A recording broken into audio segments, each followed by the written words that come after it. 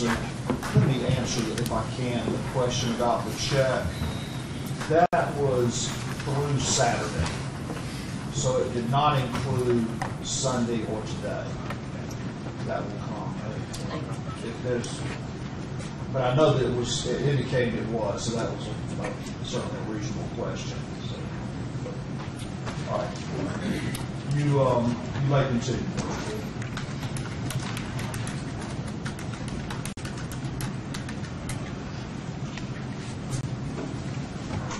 Mr. Howard,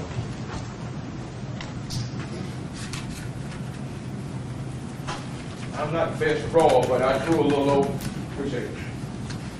I drew a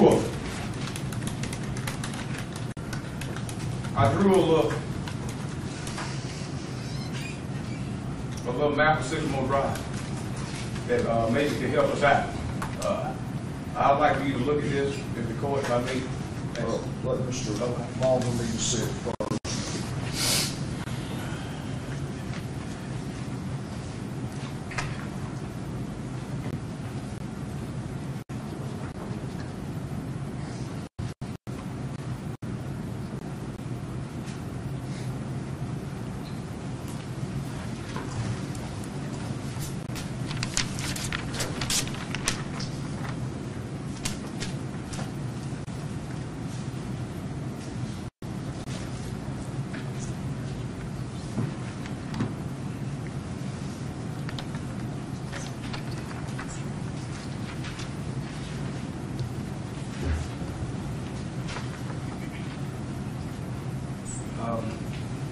Mr. Howard, it defended Exhibit 13. Do this resemble Sycamore Drive that you can, in a way that you can understand it? It resembles. Okay.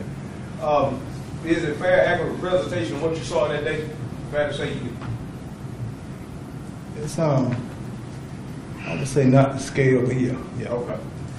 Your Honor, I would like to tell them into evidence exhibit, defendant Exhibit 13. I think it's 14, am I correct? I thought he denied 13. Should be. That's correct, but it would be 14. Okay, I'm sorry, I just put it in the Whether something goes in or not, it retains the same number. Okay, okay.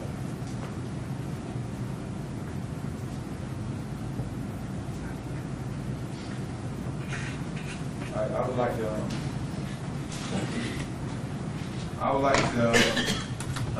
move it, defendant exhibit 14 to evidence, if I may, Judge.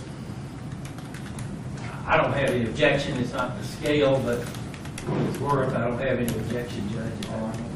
It's admitted. Can I need the MO, please, sir? I think it's already on. It should be. Yeah, it's already on your life. Here we got the little red little mark. The little, whatever that thing is. The little laser.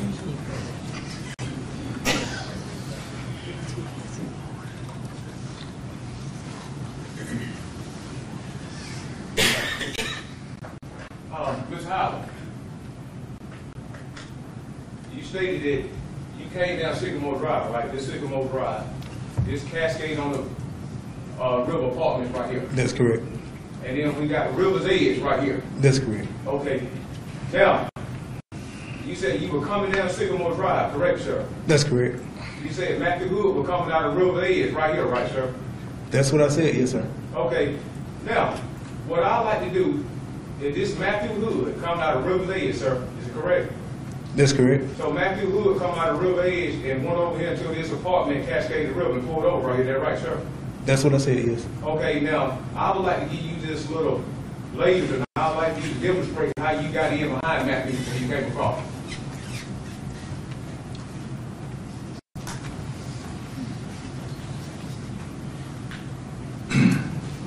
Well, according to your diagram, as you can see, River's Edge right here and Regency Park right here.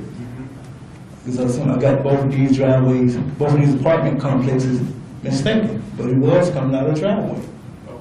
Okay? Okay. So I did say yes, River's Edge, but according to the picture that you showed me earlier, it had to be Regency Park. Let me ask you to back off that microphone. Okay. Just a little bit. Okay. Try that. Okay. I can do the volume from here. That's fine. Let's see how that works. It's Okay. being distorted is why I'm doing that. I think what this, how to make these on. You're still too close. You can move the microphone or move your head. I can tell it's. Okay. All right, and then talk from there, and I can turn up the microphone. If Yes, sir. it's distorted. Yes, sir. To make it a little easier on you, why don't you tell us from that diagram there what you saw? Just scratch my question, show us what you saw in your version. Let us hear your version, and you can explain it off this little map I draw, sir. Well, it's just like what I said. From your diagram and from the picture that you showed me earlier, you all was not coming from River's Edge. You come from Regency Park, out of this driveway. I did say you was coming out of River's Edge, Okay. but apparently it was coming into this driveway right here. And I guess when y'all turned left onto Sycamore, that's when I turned right here So into Cascade. show us how you got into Cascade from Sycamore. Show us how you get from Sycamore Drive to Cascade Apartment. Show us that. Go down Sycamore Drive and turn right here. That's how you go into Cascade. Okay, that's how you got into Cascade. That's the only way you can get into Cascade. Okay, well show us how you reverse your car and got to Cascade then. You said you reverse. Show us how you done that. You go down right here and turn around. You turn right in the middle of the road Why you turn around in the middle of the road? to get in behind Matthew.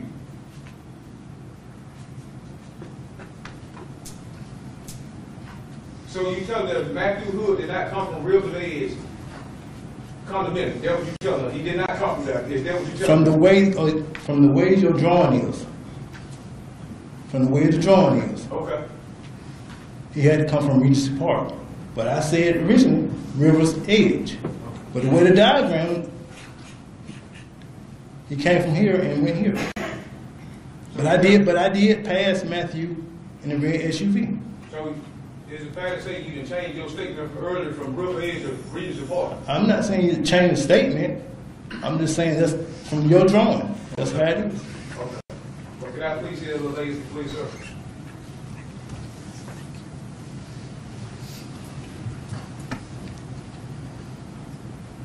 Now, Mr. Hyde, isn't it true that Matthew Hood was coming through River Edge condominium and he stopped right here? Matthew stopped right here. Matthew stopped. Now, isn't it true that you were coming out of Cascade this way?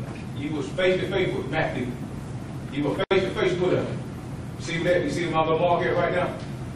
Isn't it true that when you first saw Matthew Hood, you was right here, coming out the exit of this Cascade apartment right here, and Matthew Hood was right here at River's Edge, like you stated earlier, and Matthew Hood was going across this road just like this to get into Sycamore, and then when you were coming out, you said, when you were telling Matthew to stop.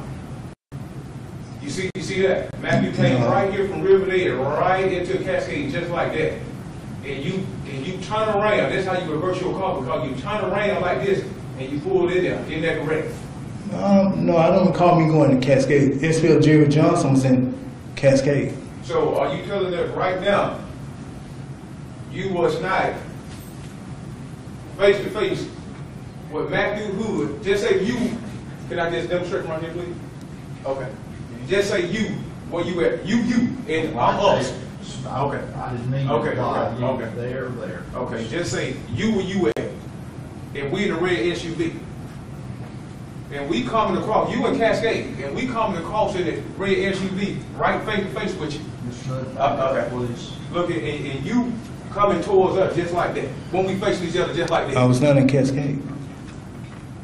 So you telling us right now you wasn't face to face with us. I and don't we coming recall, out of the no. River Edge, and you coming out of Cascade. That what you telling us? No, sir, I was not in Cascade. No, sir. No, sir. So, Mr. Howard, you tell us that you just stated Matthew come out of Regional Paul. That's what you just stated. Matthew come out of Regional Paul, and then he went into Cascade. That's what you just testified to. That's the way it had to be. That we had to be. Mm-hmm. From my remembrance, from what I remember, that's how it had to be. Okay. If it wasn't River's Edge, it was Regency Park. Those two driveways were side by side. Okay. Now, Mr. Howard, you testified unequivocally and clearly to the jury that Matthew Hood was coming across River's Edge because we were coming out of River's Edge, isn't that right? That's why you told the jury that, right? Yes, it's at first, yes, River's Edge, yes. Yeah, you see that? Well, Yes. why you just change your testimony to reason for? I just said, those two driveways are side by side. And the way you have that map is drawn, from the way you saying, like he came right across the street. From what I remember, I was coming down Sycamore Drive. So You all was coming out where Matthew Hood was coming out of the driveway, turning left onto Sycamore. And that's when I saw him. And that's when I turned in around behind him. Okay. That's what I remember. So, will you agree if you're coming down Sycamore Drive, you turn in the Cascade Apartment, you can do that without reverse? You see that? Just say this you. Look at this. This you coming down. Right? Matthew going in the Cascade, and this you. Isn't it true you can just pull in and you park that car right there where you at without reversing? It could have, but I don't think that would happen. I could have missed the turn just by a little bit and had to put it in reverse. So, But either way, the way the picture was shown earlier, yes, I was in Cascade from where you had the picture earlier. you would agree, hold on, sorry. Let's look at State Exhibit.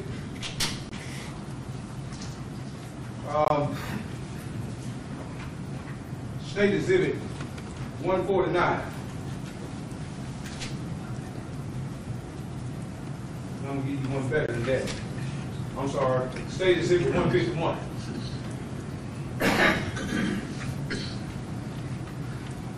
Is that your police car right there in this picture? Yes, it is. Will you agree that your police car parked in Cascade Apartment? Yes, I agree with that. Right behind Matthew Hood SUV, will you agree with that? Yeah, I agree. Yes, that's the way the picture is. Now, Mr. Howard.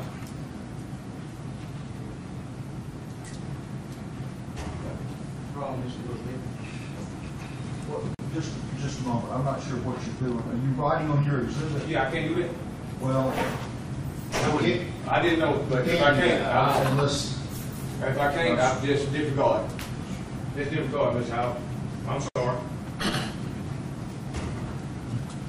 Now, Mr. Howard, you would agree that your police car is parked in Cascade Apartment behind the red SUV Matthew Hayes? That's from what the picture show. Yes. Okay, and you testify if you come out Sycamore Drive and you turn like this into the Cascade Apartment, correct? Yes, from the picture show. Yes. Okay, now when you agree with me, you coming out Sycamore Drive like this here, and you can just turn right into the Cascade without doing reverse like I just did. You don't have to reverse, do you? I have reversed my vehicle. I said you don't have to. Would you have to? You don't if you're going to initially just turn in there. Yeah, you but like can initially turn in there, right? Look at me. Watch this. Look at this. Now he's trying to answer the question. I think he needs to give him. Okay. Okay, I'm sorry, Mr. Howard. But like I said earlier, I missed the driveway and had to put it in reverse to get in there. Okay? You telling us you missed the driveway, Just by a little bit. and then you turn in there, that was your telling us. That's what I said. So, up on the oath today, you telling the jury you went right here when you first seen Matthew Hood, Ray, you went right here. Is that what you tell the jury right here today? From what I said, I was coming down Sycamore Drive, and you all were either coming out of River's Edge or Regency Apartment because the driveways are side by side. Okay? And when I seen you all, that's when I turned around. When I turned into Cascade and pointed to that picture. Okay. But now, did you see anybody car sitting right there in Sycamore Drive? Did you see like a civilian car just sitting right there in Sycamore Drive looking at you? A white male just sitting right there on Sycamore Drive. Did you see a white male?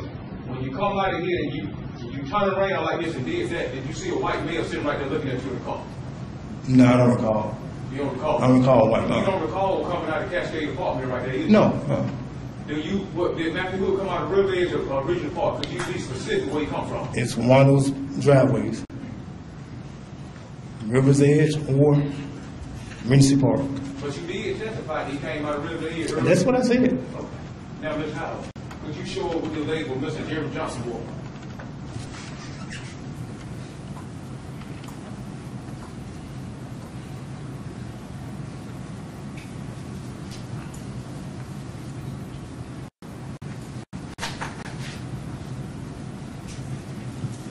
Last time I spoke to SPL Jerry Johnson, he was going into Cascade this way. What did you first speak to him at? How was your car position when you first We spoke? was right here in the roadway. We Y'all either right there? right here or right in here somewhere. Okay. I'm not really sure. And what way your car facing? I'm facing that way. Okay, his car was facing that way. Yeah. Now again, Mr. House, you want to lie to this jury, but Your Honor, respectfully, that's not a proper place. Objection sustained. You can cut the light back on, good, that, no, that we can proceed.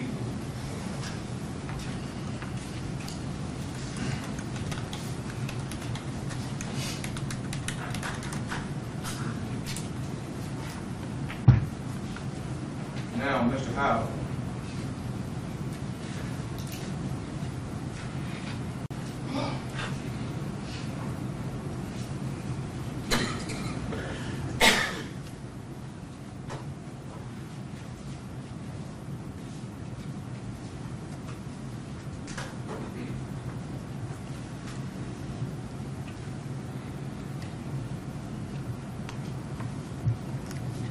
Mr. Howard. You said you talked to Mr. SBO Jerry Johnson. You talked to him on Sycamore Drive. Yes. What y'all talk about? I told him to turn right and go into Cascade and look for the brown Cadillac. Y'all Look for the Cadillac.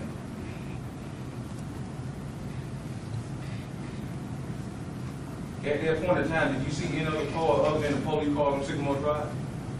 Did I see any other? Yes, sir. Did you see any other car other than the SBO Johnson car on Sycamore Drive when you told him go look for a Cadillac? Not specifically. I think it was some cars in the parking lot of the apartment complex when you look over to your left. But I don't recall seeing any cars on the Sycamore Drive park. No, I don't recall. So you didn't see a white male in a car right there on Sycamore Drive, right in front of Cascade Apartment. You didn't see no white male. What you telling the jury?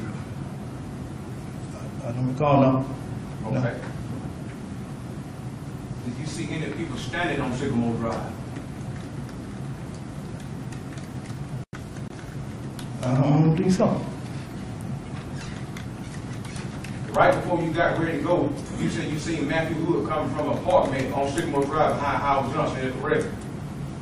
Yes, Matthew Hood was driving a red SUV, correct? correct.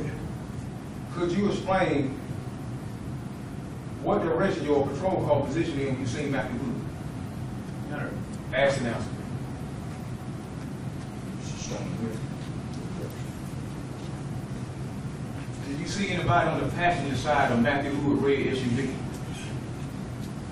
I don't recall seeing about all that.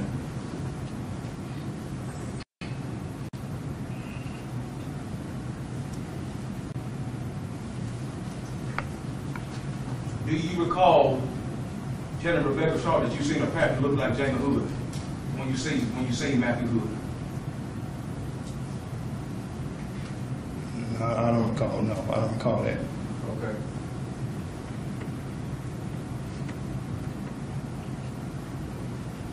Isn't it true that Matthew Hood crossed the road to enter Cascade Apartment? Like I said, Think that it doesn't matter the coverage. Okay. Continue. Probably cover a little bit afterwards. Okay. No problem. No problem.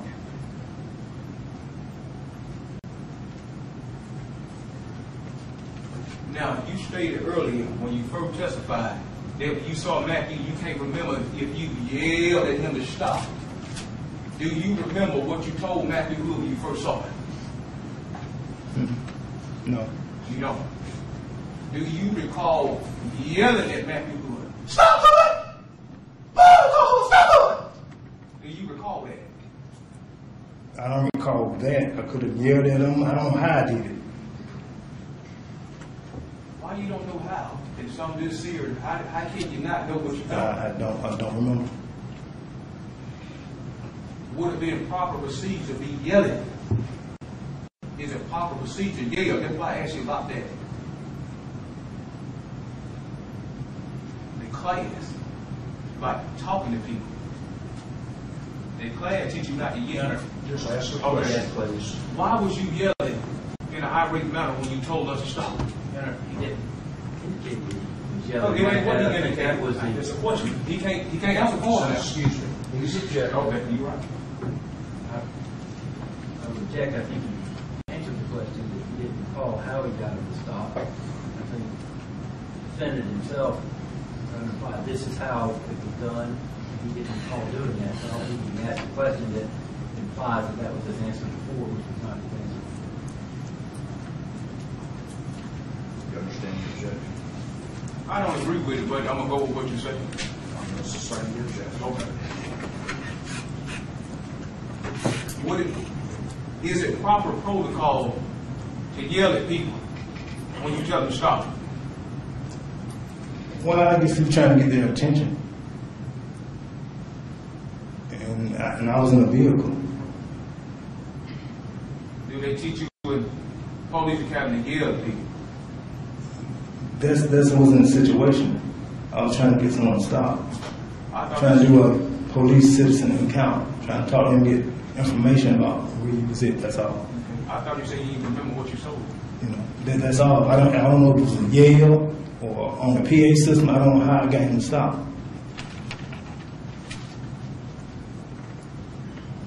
That's how I think you misunderstood my question.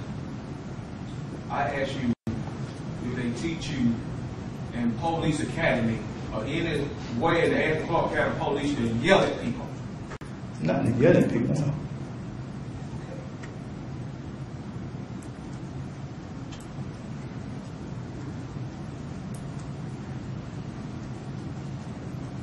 When you told Matthew Hood to stop, what did you put your car reverse at? I asked this What's the one. objection? Objections, I thought he covered this. He is not, that's fine, but I thought that was covered with many different questions that he asked before. Leaving out of discussion. All aboard the objection. Thank you, sir. It was somewhere right down Sycamore Drive.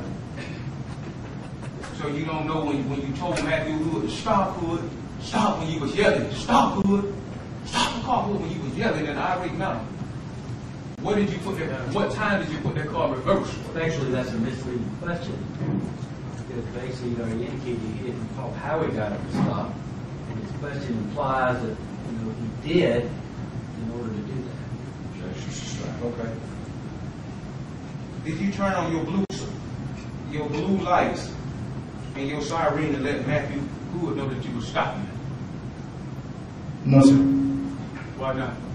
Because it wasn't a traffic stop. It wasn't that kind of stop. And I had already, which I thought I had some kind of relationship with him that I could talk to him. Is it true that you were pulling Matthew Hood over because you were trying to investigate this carjacking going on with brother Jamie Hood? I was trying to get information on your whereabouts. Okay, but you were getting information pertaining to this carjacking suspect, Jamie Hood, Matthew Hood brother. Is that correct? That's correct. So that would be dealing with a high-risk suspect. That's why you pulling them over to talk about this high-risk carjacking suspect. Is that fair to say that?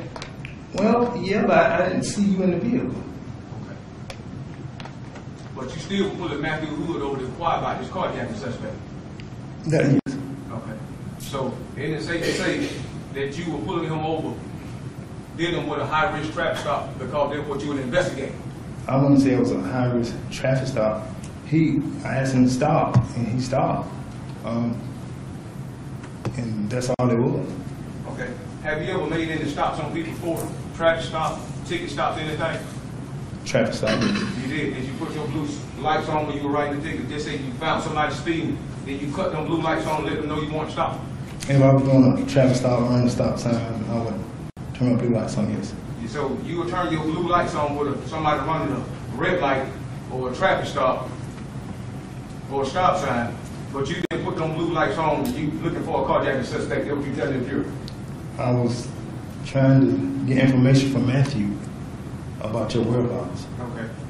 It wasn't a traffic stop. It wasn't a high-risk traffic stop. It was more like a police citizen encounter. So can I get some information? Okay. Why did you cut your blue lights on when you catch people running the stop sign, but you didn't cut this blue lights on when you were investigating this carjacking suspect, Jamie Hood? Well, One was a traffic violation. I would cut my blue lights on if someone doing a traffic violation.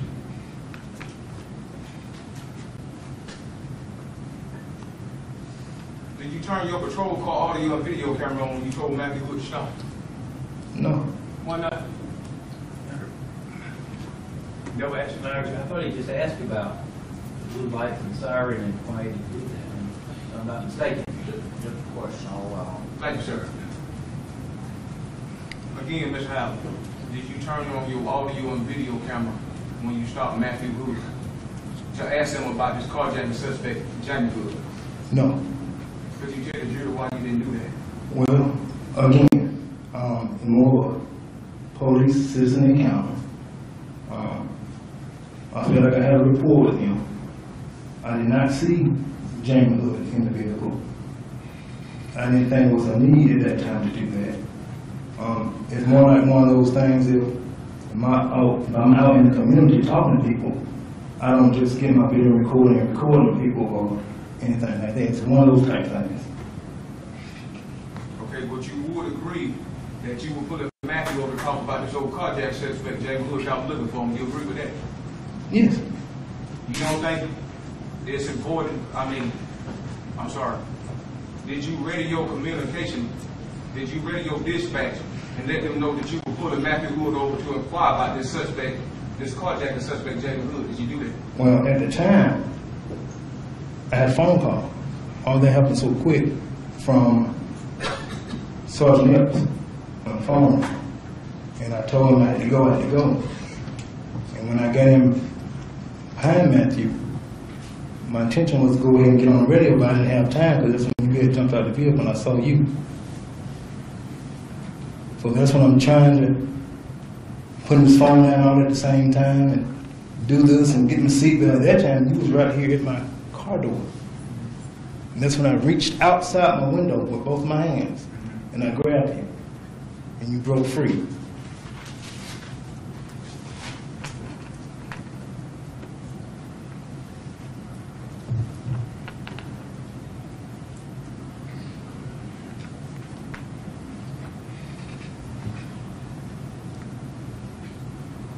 All right, Ms. Howell. So when Matthew, before I go any further, Ms. Howell, did you call for backup? Did you back up?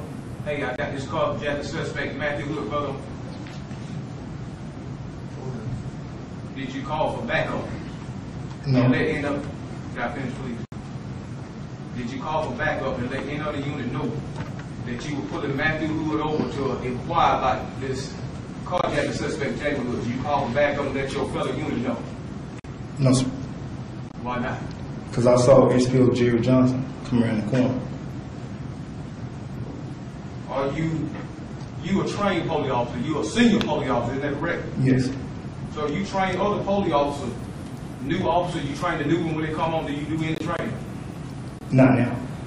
Have you ever trained any officer when they come out of the police academy, you take them on your wing and you show them how to ropes? Have you ever done that? Yes. So you know what's going on, you know the procedure good enough to teach other officers how to do the job the correct way, is that right? That is correct. Okay, now could you please tell the jury their protocol dealing with a high-risk, Athens Clark County Police Department protocol concerning a high-risk traffic stop?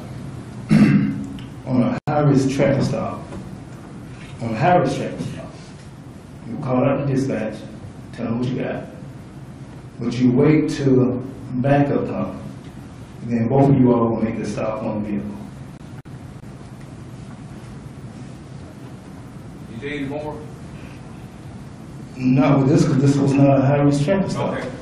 Ms. Howard, if you make it a high-risk traffic stop, isn't it true that you position your engine block between the suspect vehicle and the officer so you can use your vehicle for cover? Yes, you do use your vehicle for cover, yes. Okay. Now, Ms. Howard, but that's what the protocol says, right?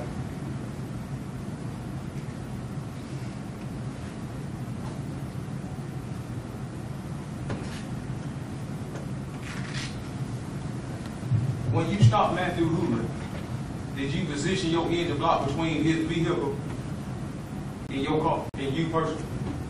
It was not a high-risk traffic stop. Okay, just on any stop. Just say any stop. What's the protocol? Just say even a speed ticket.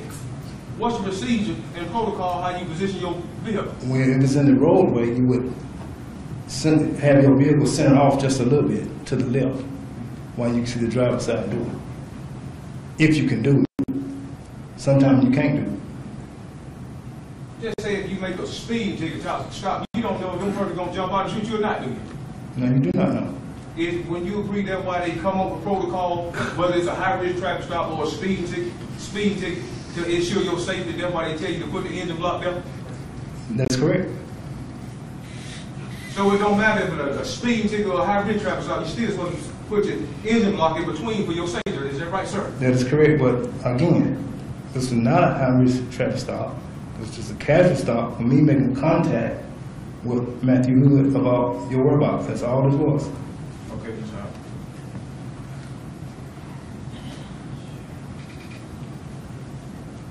But you agree you didn't park with your vehicle according to the procedure protocol?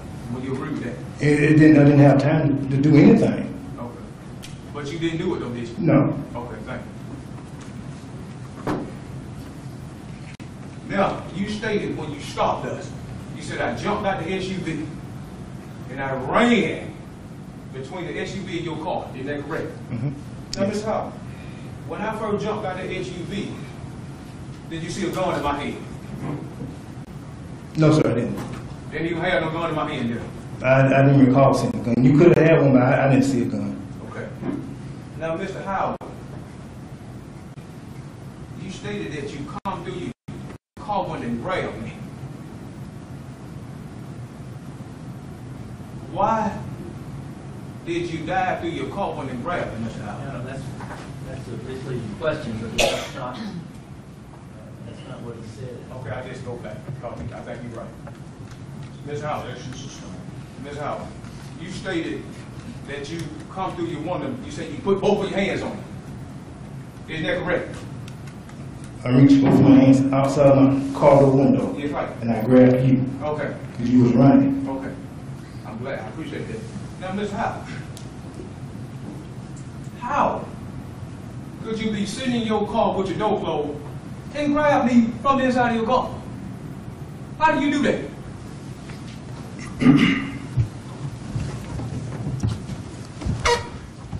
I'm sitting like this, okay? You coming up to my door, running. I had enough room to grab you just like this. But I lost my grip, and you kept on. Now, Ms. Howard, is the truth that you died through that car window? Look at me, please, sir. Is the truth?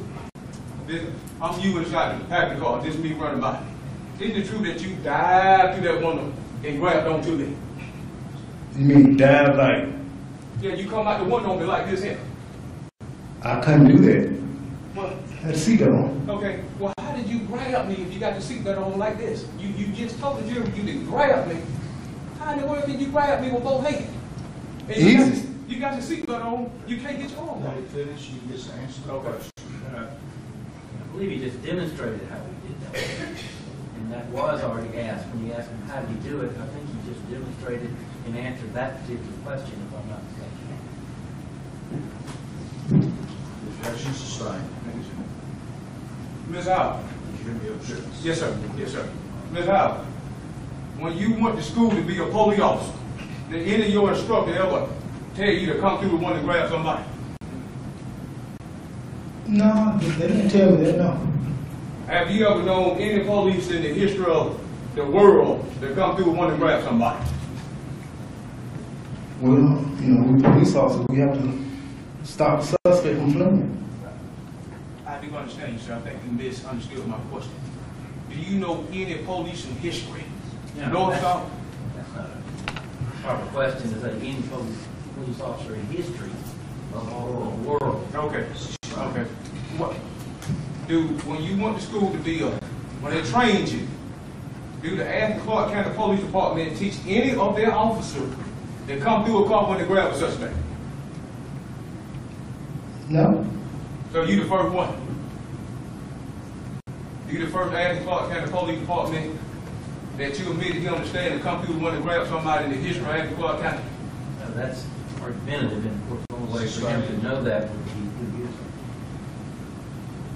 Do you know any other police officer in the Clark County Police Department ever come through a car one to grab a suspect? Anybody?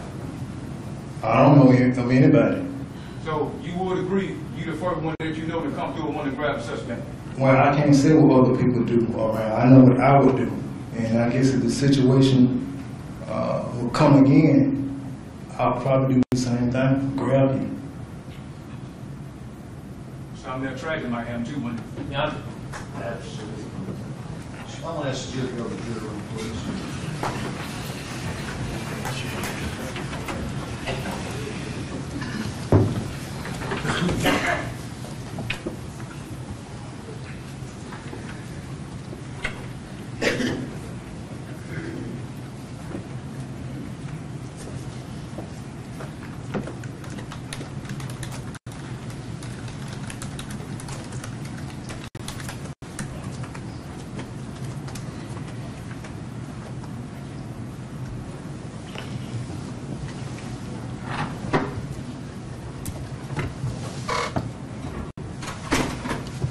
Cannot make that kind of comment to a witness, any witness. I know this is highly charged, I know this is emotional, but it's, you just cannot say that sort of thing. Any question about that? You the judge. So you're just gonna have to ask questions and not comment on the answers. Yes, sir. Ask another question. Yes, sir.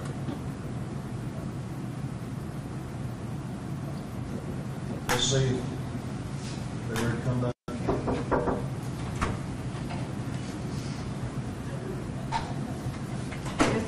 There's a line in there.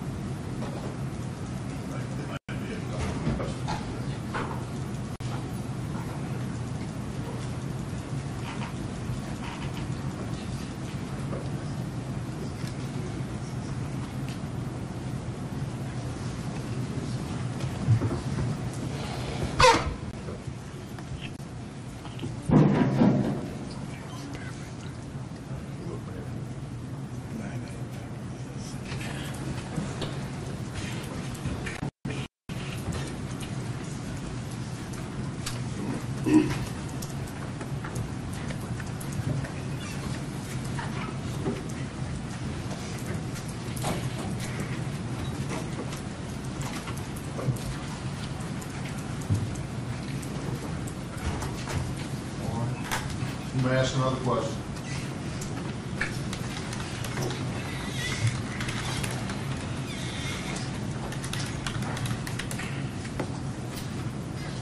Yeah, I can recall this witness later time.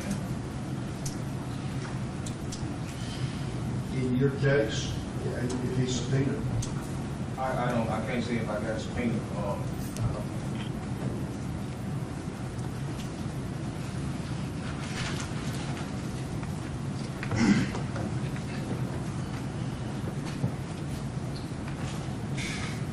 I don't know who was subpoenaed, who I don't know about. Now, this witness, I mean, well, can I see if you're on my witness list?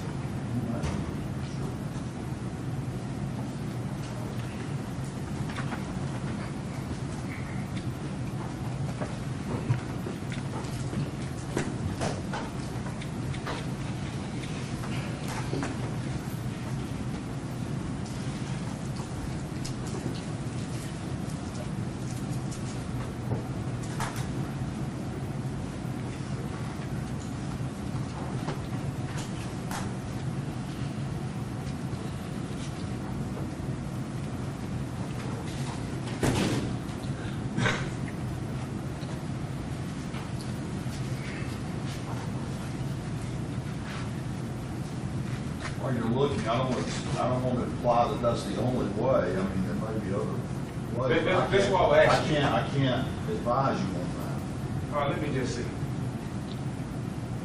Look, the reason why I say this, I don't need to hear the reason. okay. That just wouldn't be proper. That's all. Yeah, I understand.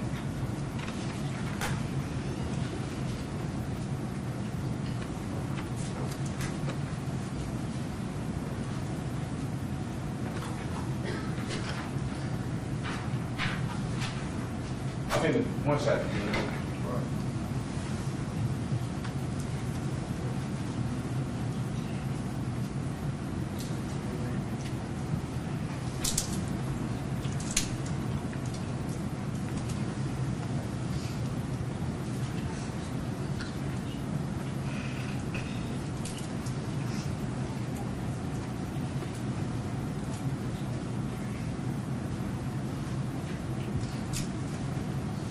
Well, just I can't. I just be real brief, Mr. Howard. Real brief. What do you need to do? Mr. Howard.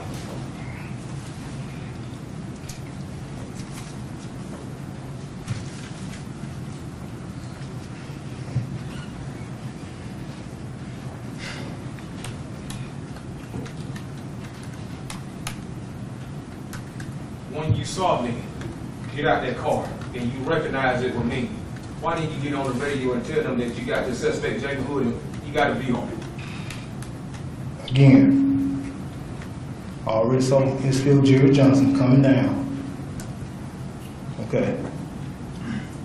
And at the same time, he was running toward me. So I'm trying to hit my seatbelt and talk on the radio. At that time, you were already at my car door. You was running.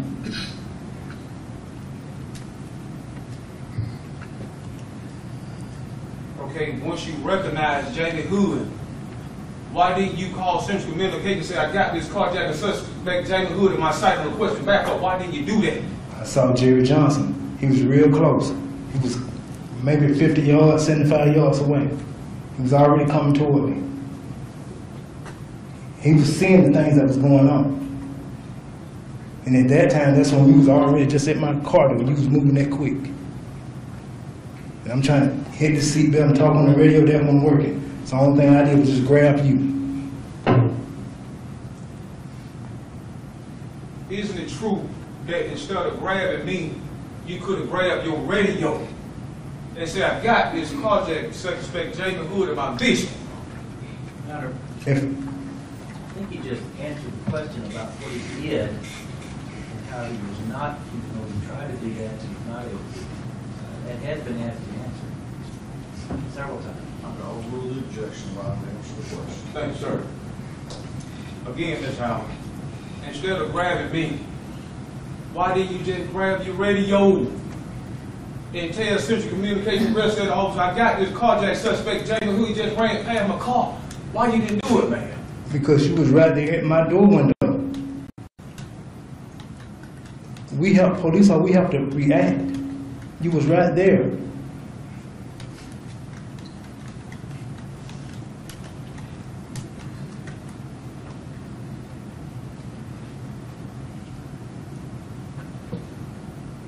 Okay, now you indicated that you knew they were looking for Jamie Hood for a carjacking suspect. Right.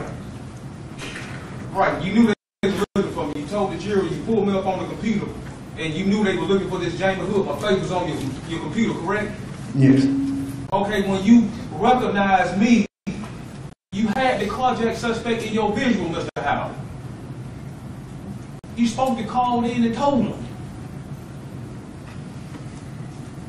Is that a question? I asked it wrong.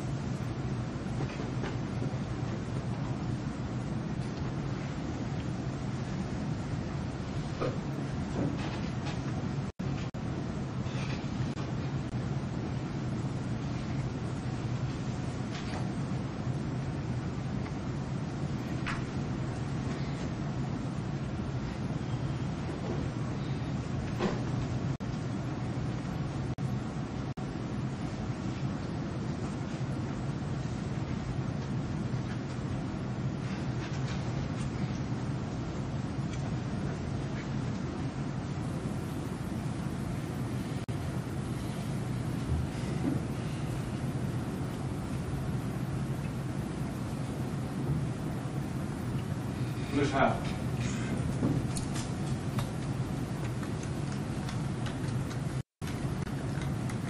You stated that I pulled away from you when you grabbed me. Why did you tell me I shoot when I pulled away from you, Mr. Howard? Sorry. But I didn't understand the question. The question is sounding misleading. Mr. Howard, you stated that I pulled away from you, correct? Correct. When I pulled away from you, why did you tell me I shoot? Why did you do that? I didn't. Why are you lying, Tony? He's done that a number of times. Objection sustained.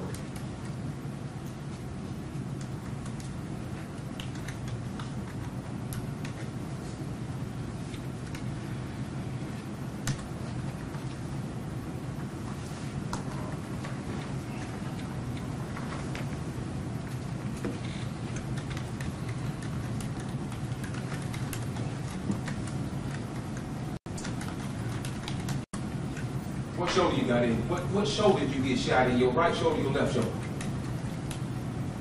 I got shot in the back. Do you have any pictures or x-ray to prove that to the jury? I don't have any pictures. So you have no picture or no, you went to the hospital, that's correct? Yes.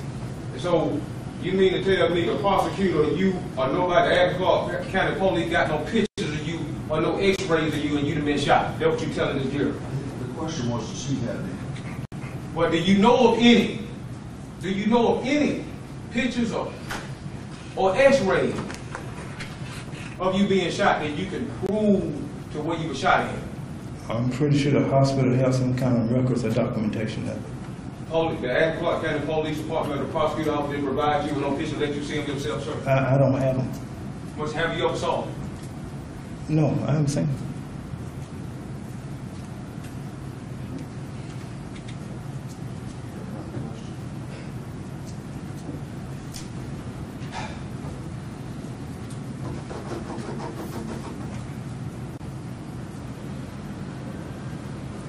Ms. Howard, do you recall talking to your wife, Shalisa Howard, at the hospital when you went to the hospital? Yes. I'm sorry, let me, Okay. this just turned on by itself, let me turn it off. Might be a good idea.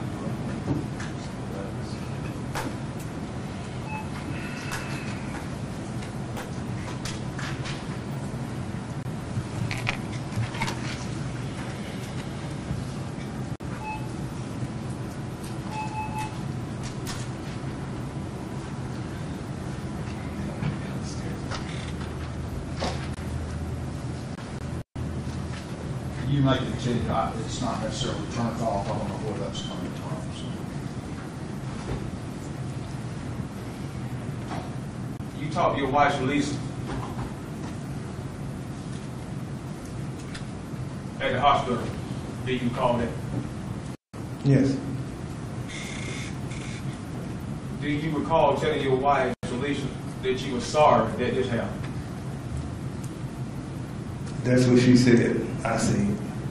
So she said that you told her in the hospital, you sorry this happened. And you, Certainly would be hearsay, Judge, in the context of that. I would object. you already answered the question. You said, yeah. I'm going to sustain the objection and let the jury disregard the answer.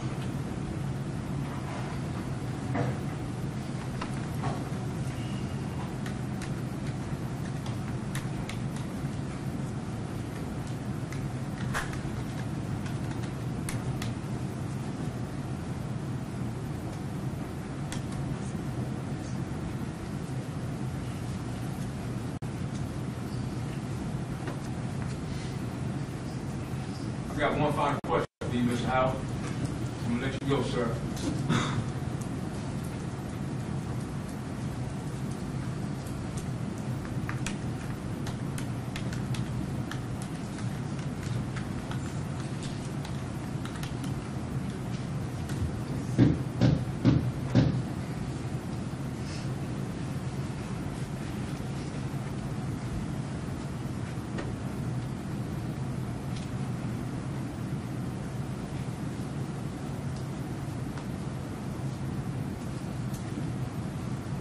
Ms. Howard.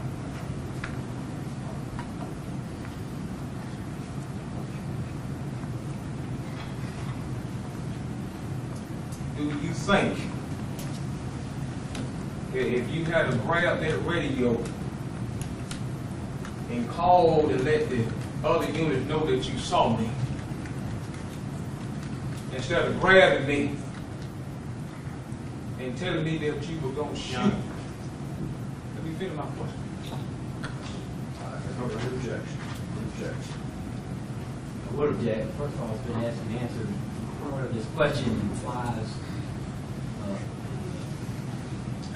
a statement that he's already been asked about, you denied making, and therefore this is a misleading question. You don't know. I'm sorry, I got to let you think. That's right. I'm going to sustain the objection to the extent that if the question poses facts that are not in evidence. Okay. Facts that are not in evidence. So just ask them, I'll let you ask another question, but. Okay.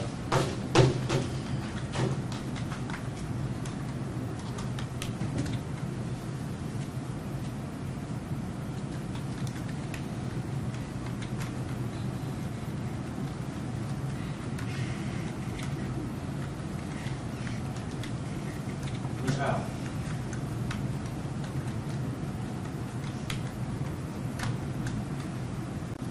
Do you think that you played a role in our Chris Luda's life?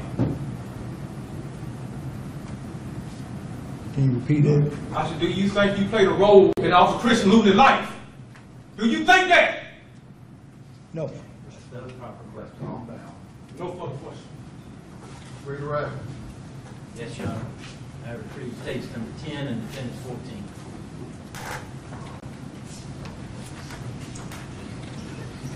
Where are you going to play that? That Elmer.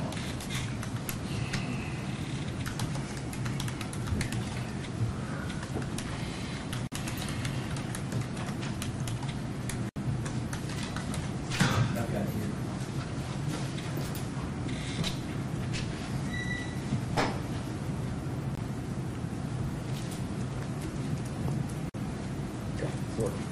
Thank you. Officer Howard,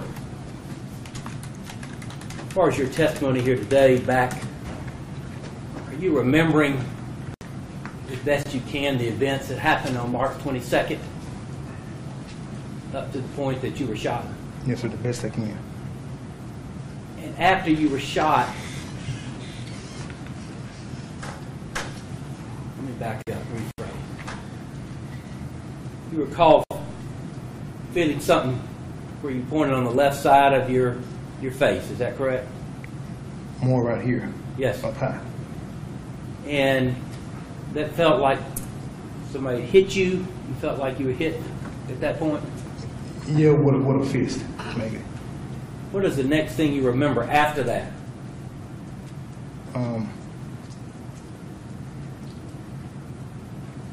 What I remember, I heard a shot after that. And I remember getting out of the vehicle and fell on the ground. And that's when SPO Jerry Johnson, I heard him come up. Did you hear him make statements to you at all? I heard him yelling that I don't remember. And where were you when you actually recall the next thing you remember?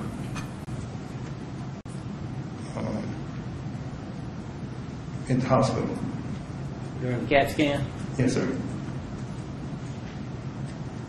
Prior to you being shot in the car, or those events, are you recalling those as best you can today? Yes, sir, I am.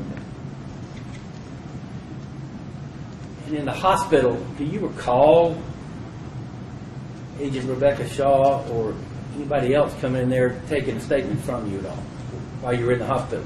I remember someone coming and talking to me, but I don't remember who it was. And it could have been her. I don't remember.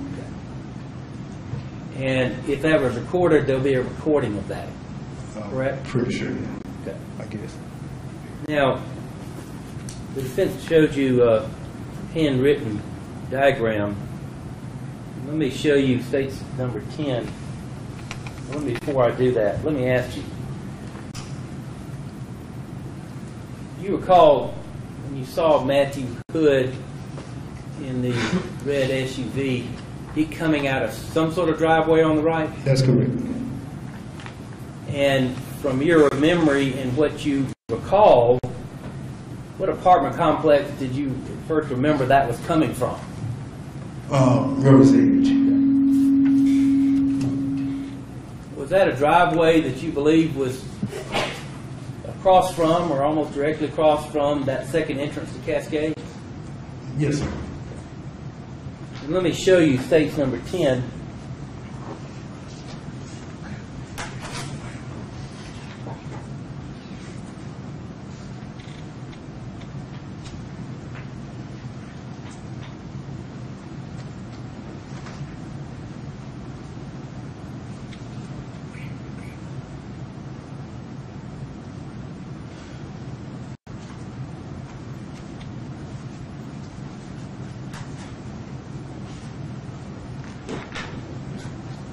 And do you see this second entrance of Cascades that you've identified previously? It's right there. Okay. And the driveway that you recalled, as best you can, that Matthew Hood came out of was from what apartment? Can you show the jury at all? From what I said initially, River's Edge apartment. Okay. And as we go back here, you see these apartments further down the road? I do. What apartments are those? Those are Regency Park. And right here, what apartments are those? I think these are Timber. Chase? Yeah, I think it's Timber. And you see this entrance exit to Regency Park I do. right there? I do. Is it close to the second entrance to Cascades? It is. It's right there. But is it directly across from It's not Cascades? directly across from Cascade, no. And this diagram the defendant drew is defense exhibit number, I'll put it the way he had it, number 14.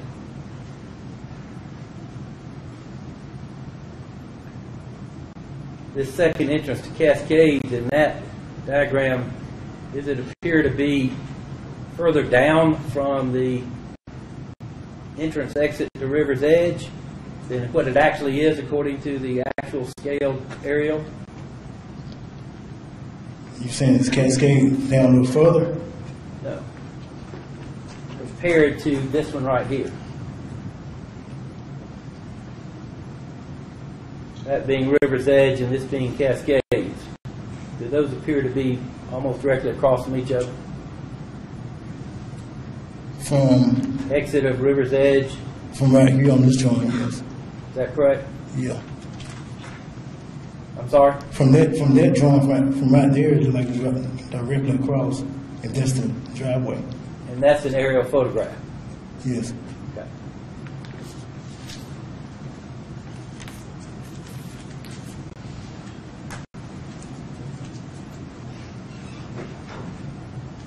That's all I have. Any other questions? Reluctantly. Let me show you how we can fix all this here. No. Yeah, I got a question. Just ask the question. I would like to introduce State's exhibit, what at 170 video, because this broad even this lead I put up there. Don't explain me. Okay, I like to see this exhibit 170 this video. It's live. If we can see it, just what it is.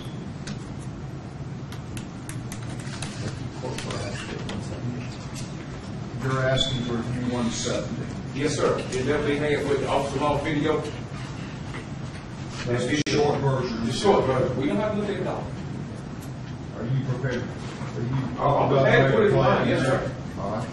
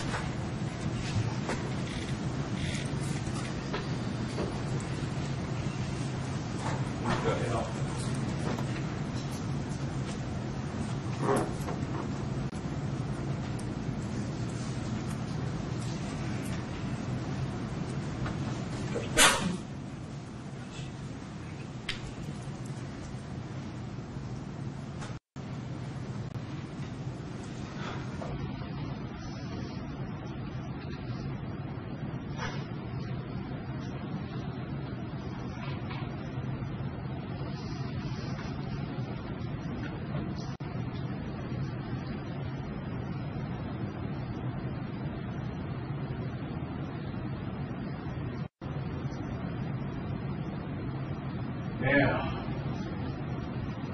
Miss Allen.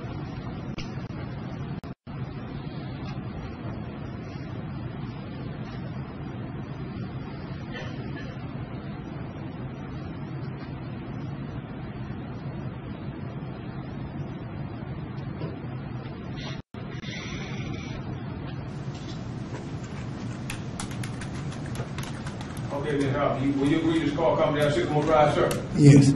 Sycamore Drive, sir. It's March 22nd, 2011.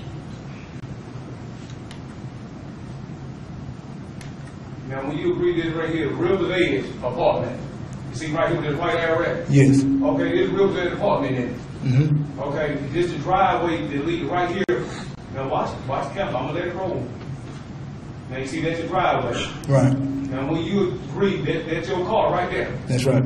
Okay, when you agree that this River's Edge and this Cascade apartment right across each other, when you agree with that. I do agree. Okay, now you say that Matthew Hood came out this, what you call that, Regis Park down there. Now I'm finna show you Regis Park driveway. Now, I would respectfully object and said according to the diagram that the defendant did, December 14, and the way it was drawn, with the entrance to Regency Park that close, he knew he was getting something right across from that. So that implication is a misleading question. I don't understand. I don't understand the objection. He wanted saying, well, you said it was at Regency Park.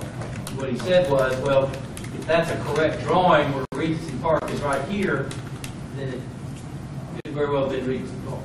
Let me explain why I did. Don't explain. Okay. Just ask the question. Okay, I appreciate it.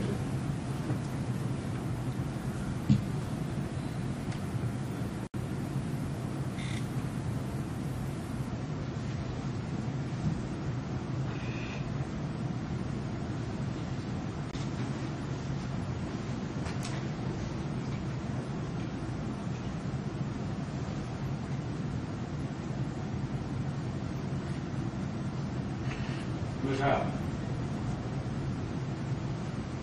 did you see Officer Christie sitting right there in that spot when he was on Sycamore Drive? No, I didn't see him at the time. You didn't see him sitting right there? No, I did not.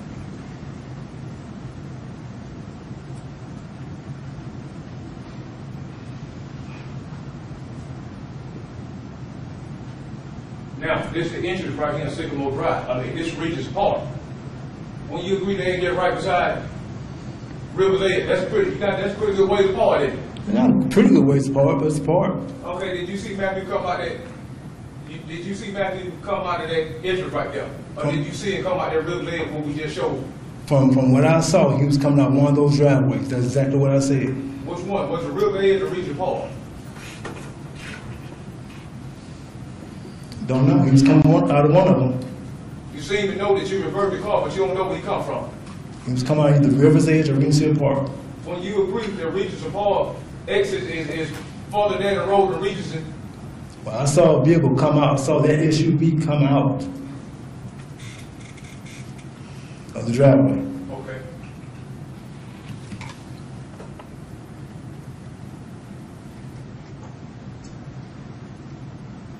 Will you agree that the River Edge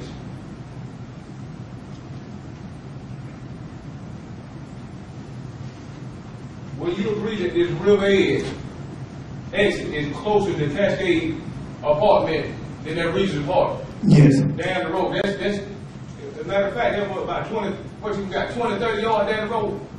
Did that say that, sir? Yes, give or take, yes. Okay, now you seen Matthew come out, you seen him come out or exit that was closer to the Cascade apartment right here, your car park there, right there. Isn't that right, sir? Mm-hmm. Now again, for the jury, you would agree that reading this Regency is farther down the road than the one we see right here to the right front. That's correct. So, isn't it true that Matthew come out this parking lot right here, and he was coming straight across the road to Cascade? It was just like that, wasn't it? No, I don't remember I don't remember that. He could have, but I don't remember that part, no. You I mean, I don't remember coming straight across. So what you saying, Matthew Wood come way down that road with a pad out of Regis and come up through here and then turn left, that's what you just said? From what I remember, he turned left on the Sycamore. And I got right in behind him. Okay, That's what I remember. If Matthew turned left, he would have had to come this way, Mr. Howard. That's right. He could have, what he could have did, turned left and then whipped into Cascade. Well, how do you do that? He would have had to crash into the fence there. No, not necessarily. No further questions, Judge. I'm not through. Anything else? No, sir. Not be able to answer the completed response before he was cut off. I think he was still trying to respond. Okay, he can, but I'm through, though. No, I'm finished. Thank you. All right. Nothing further, Judge. You may go down.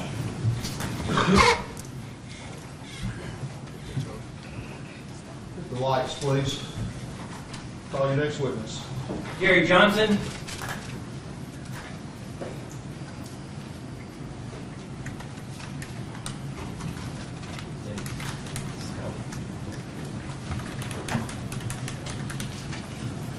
I don't know how many of you got a restroom break, but if it's a problem, raise your hand during this if you need to.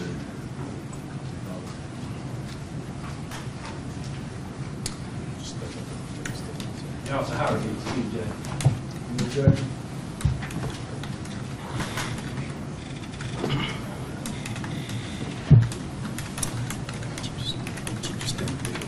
Judge, I would like to just hold him because I might be able to call him back and recross some auditorium he said.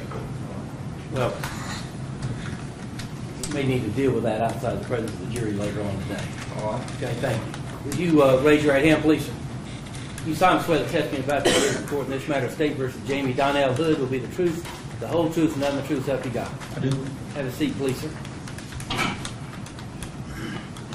Would you state your name for the jury, please? Jerry Johnson. And are you employed, sir? Yes, I am. Where are you employed? The Athens Clark County Police Department. And how long have you been with the Athens Clark County Police Department? The end of July will be 8 years. And what is your current assignment and responsibilities with the Athens Clark County Police Department? Right now, I'm currently assigned to the Department's Crime Prevention Unit, where we patrol, I patrol the weed and seed areas, old weed and seed areas, as well as go out in the community, educate people how to take care of themselves, take care of their properties, set up neighborhood watches, things of that nature. And are you a certified law enforcement officer in this state and with the department? I am, sir. And sir, how long have you been in the crime prevention unit, I guess, altogether? Altogether with weed and seed about since January 2010. And weed and seed is now turned over and became something called crime prevention unit, is that correct? Yes, sir. Okay. And your responsibility in that unit is what? What do you do generally? I patrol on the east and west sides of the county, predominantly around housing, Nellie B area on the east side, Bonnet Lane, for example, on the west side, Broadacres, Rock Springs, around those areas. And prior to going into the weed and seed area in January of 2010, what did you do with the department? I was assigned to uniform patrol, evening watch, west side, 2 p.m. to 10 p.m. Your hours in this crime prevention unit and the precursor to weed and seed, what are your general shift hours? Generally, my shift is now 8 a.m., 4 p.m. When I first was assigned over there, it was 1 p.m. to 9.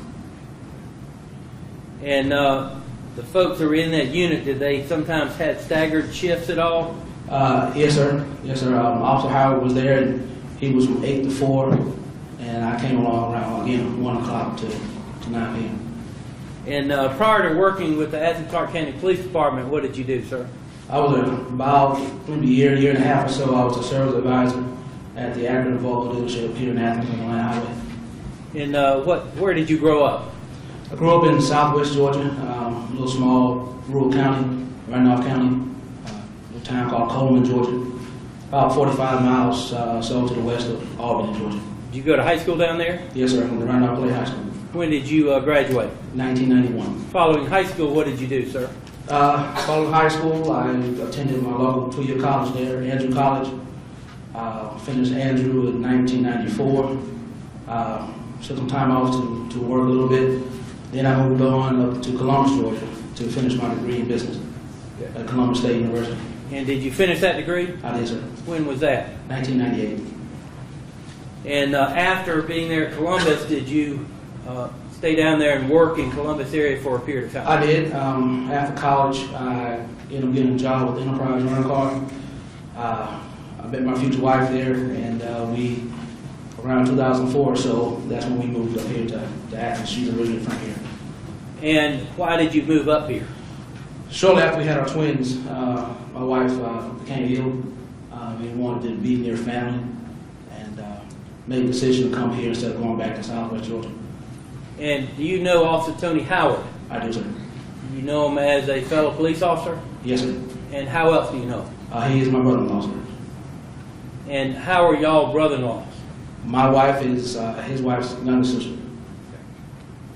Now, let me direct your attention to March the 22nd, 2011.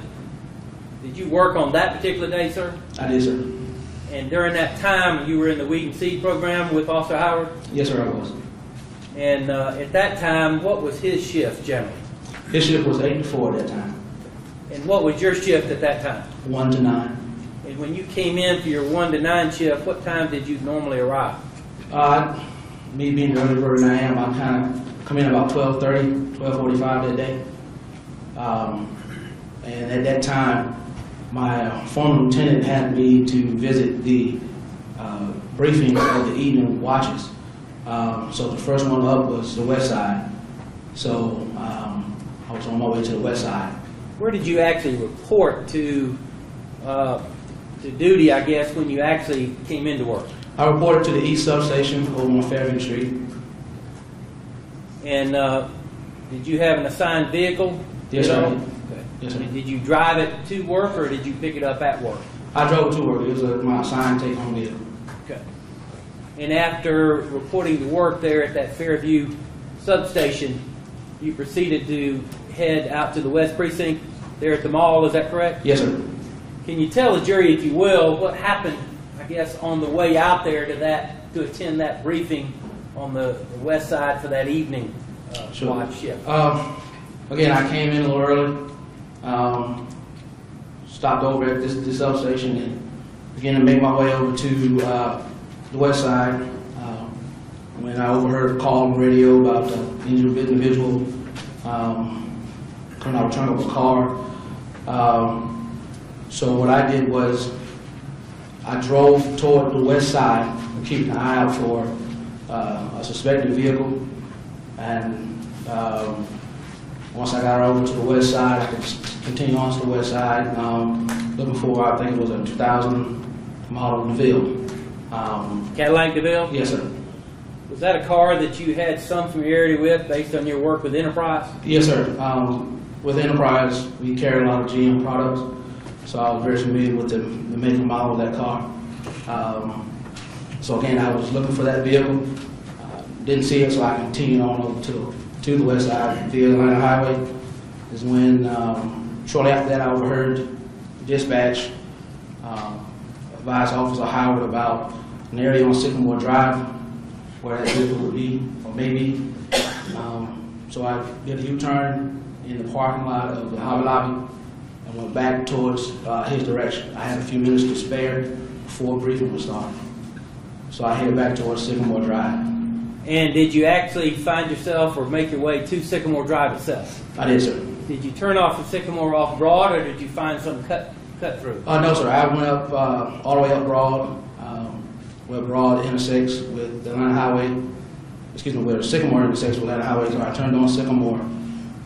As I was traveling on to Sycamore, I saw a patrol car in front of me. It was a Crown Vic.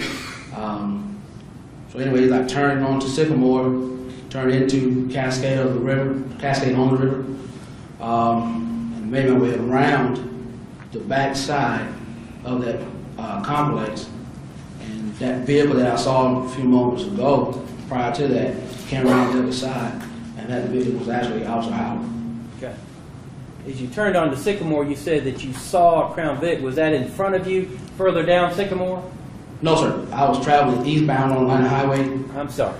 Yes, sir. And Sycamore kind of cuts off it, and I was looking eastbound, and that Crown Vic was coming westbound. Okay. And did you see which way that particular Crown Vic police vehicle turned, or where it went? When I turned on Sycamore, it turned behind me, and went around. Again, I went around in the apartment complex, and on the other side was that vehicle came up, and it was outside. You didn't realize it when you turned on to Sycamore, or not? No. To me, with that car coming, it's just like any of our other patrol cars. Okay. And as you turned down Sycamore, you said you went into that complex called Cascades by the river. Yes, sir. Cascade on the river. Cascades on the river. Mm-hmm. Did you go into that first entrance or the second entrance? There's a U-shaped entrance to that property. I turned the first one. If you're coming off Atlanta Highway onto Sycamore, I took the first one and drove around towards the back. And as you were doing that, tell us what happened. Drove around towards the back of the property. Again, Officer Howard's car pulls up next to each other.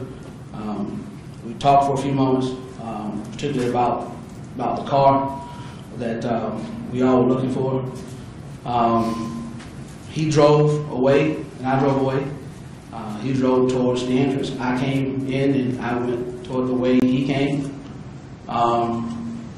What did y'all talk about? The car, what model it was, and actually Officer Howard did tell me that he was actually en route to the east side to, if I recollect, to meet with some other officers of ID and someone. I want to say it was a drug unit at the time. So again, we chatted about that. As I came out of the complex, Officer Howard already had made it onto the street, coming back towards me. Sycamore? Yes, sir. Made it back onto Sycamore. Were y'all headed in opposite directions? At that time, yes, sir. He was coming back, and I was going out. And when you saw him and chatted inside the complex of Cascades, Mm-hmm. were y'all headed in that opposite directions then also? Yes, sir. Yes, sir. So as you went back onto Sycamore, did you go out that second entrance exit? Yes, sir. Cascades? Yes, sir. And where was it you saw Officer Howard? Officer Howard already had made it onto the street, actually coming back toward the entrance that he had came in the first time. I was coming out of it. So there again, we were back in the street, back in onto Sycamore. He's heading one way and I'm heading the other. We stopped for a moment. He asked me, did I see that Cadillac parked in the parking lot? I'm like, no, I didn't, but I'll go back and see. So it took me a little bit of a distance to get to the other entrance, where Officer Howard was right there at the one I just came out of. So I turned into that entrance, went around the back, slowly driving to see what car he was talking about. Then as I came around the back end, I looked over and I noticed a white Cadillac, but it wasn't a DeVille. But I'm still in a parking space? Yes, sir, it was in a parking space. But I'm still looking for whatever Howard saw, and I'm thinking, okay, maybe he saw that one, and that's not the right one. I was saying it to myself, and I looked a little further, and I could see a red vehicle, red Suburban. I see Officer Howard's car somewhere at an angle behind that vehicle. Then I see an individual walking towards Officer Howard's car. So I'm still at a slow creep, basically. And then I look around a little bit, and then I hear pop. What'd you I hear? hear pop. And I'm looking around now, trying to see what was that, because my initial thought was it was firework. So I'm looking around, and I look back towards Officer Howard again, and I can see that same individual I saw walking towards his vehicle, turning, moving away from his vehicle, literally running away from his vehicle. At that moment, I was thinking that something's not right. I pulled up a little bit more, stopped, started to exit the car. That's when I'm hearing more pops. So I'm getting out of my car with my duty weapon in hand, making my way around in front of my car, and I'm hearing Central, I'm shot. You heard what? Central, I'm shot. And where did you hear that from? From my radio. So that noise, the popping I heard was from a distance. So my first thought was maybe. Just 1 second. Let me see if I can read it. I don't know.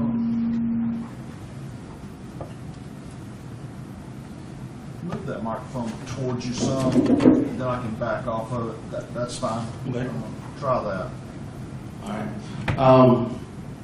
So again, those pops I heard was from a distance, but I didn't know if it was in my direction or not. So I'm taking a defensive kind of stance, making my way, and as I'm going around in front of my car, I kind of catch an individual. I have a corner of my eye sitting in the driver's seat of the Suburban. I make my way around to the driver's side of the Suburban because now I have a potential threat to me. And the individual exited the vehicle. I didn't do anything. I remember not pointing my weapon directly at him, but I had it up in what we call a high ready kind of stance, and I remember asking him who was that. But I never got a response because I continued moving on. And once I got to the rear of the Suburban, I noticed Officer Howard's door was open and he was face down on the ground. What did you do at that time? I remember trying to radio in that it was, I called him by his badge number. It was 1169. I think I'm going to say, I'm going to say he's been shot. I ran up to him. I could see his face was saturated with blood, and I could see what appeared to be a hole in the back of his shirt. Kind of gathered my thoughts real quick, and again, I was on the radio, and I gave a description of the individual I saw moving away or running away from off of Howard's car. Slim, white shirt, dark shorts, low haircut, possibly shaved. I wasn't sure. So I'm kneeling near Officer Howard, and I'm holding his hand down, and I'm just telling him to stay with me. And at some point, another officer pulls up, and that was Officer Kitchens. He pulls up. I can tell he's in civilian clothes. It is marked patrol car. Then I'm still talking to Howard, telling him to stay with me. He's grimacing, he's grunting, he's trying to get up off the ground, and I'm telling him to stay. Don't move. The ambulance is coming. At some point, Lieutenant Morgan, Lieutenant Morgan from the Sheriff's Department, I believe I say his vehicle pulled up, and he goes to secure the subject that was the driver or driving the Suburban. You later learned who that was? Yes, sir, I did. Who was that? Matthew. So he secures him in the vehicle. I see other officers responding. Sergeant Cowan comes over to my left side, and he asked me, was I okay? I was like, I'm fine. I just need to get Howard some help. And so we start to try to take off his duty belt. He had suspenders attached to his duty belt at the time. So we worked on getting that off. Another officer, Vaughn Anderson, he shows up. So we're working, trying to help Tony. Eventually, paramedics show up. They get him onto a stretcher, get him into the ambulance. Then at that point, I go back to my patrol car, turn around, and come back to the other exit now of the apartment complex. What was we referred to as the first entrance exit? Yes, sir. The first entrance, yes, sir. I stop my car, I get out and I see the ambulance coming up Sycamore. I run to the ambulance on foot just to ask them where they're going. They tell me Athens Regional, and I get back in my vehicle. While I go back towards my vehicle, that's when I'm stopped by Lieutenants Coker and Magnuson, who's now Captain Magnuson. They asked me if I see anything. I'm like, I was out there. I just need to get to the hospital. But they let me go. I got back into my, tried to get back to my patrol car, but they let me. So Lieutenant Magnuson put me in his car and drove over to East Precinct, and that's when I gave my statement to GBI. Yes. Just one moment, Jack.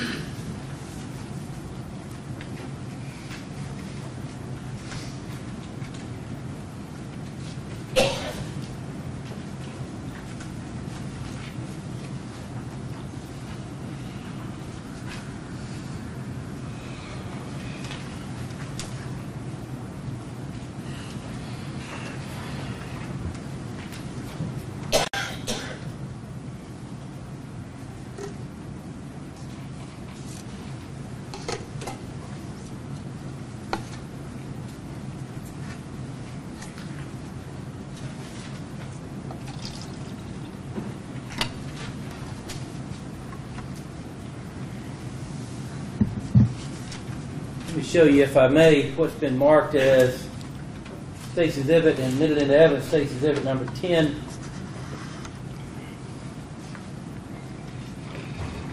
I don't know whether you need to switch that to this one. Do we need to switch those? There should be a laser pointer up there on the lectern there. Yes, See sir. that? Okay. Is it on? Yes, sir. There you go. Thank you. You recognize this aerial photograph of the area of West Broad Street and Sycamore Drive coming off of West Broad Street? Yes, sir. And you see this first entrance to Cascades and this second entrance to Cascades there, sir? Yes, sir. Okay. If you will, can you tell us when you came in there and turned down Sycamore? Mm-hmm. At the time you came in, that Crown Vic that was headed westbound on Broad, where you were headed eastbound before you turned into Sycamore, was it turned out to be behind you or in front of you after you turned onto Sycamore? Yes, sir. Once I got it right in here, I noticed that Crown Vic coming, that's westbound right there. Just as I turned in here, the Crown Vic came right behind me. We continued on down, and I turned in here. At that time, you didn't know that was Officer Howard? No, sir. Crown Vic? Okay. No, sir, I did not. And show the jury, if you will, you said you headed in that first entrance. What's the direction of travel that you had? I turned in here. And which way were you going around that circle? I came around this part of the circle right here. And then just about we get right here is where I met up with Officer Howard.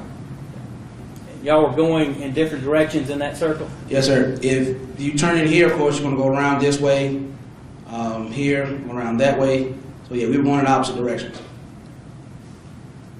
And That's where y'all spoke briefly, Yes, sir.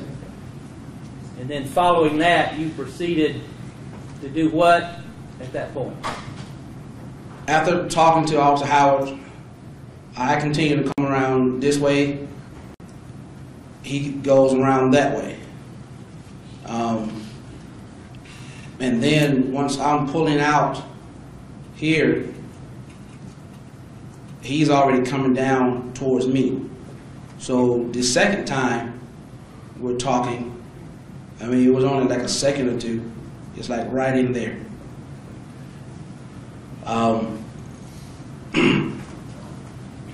So now I'm going up. When I told him I'll go see again on that car. I drive up here and I come in. By the time I'm coming around here and I'm getting right somewhere down in here, right there in that area would be the Park Suburban, and then SPO Howard's car is right there.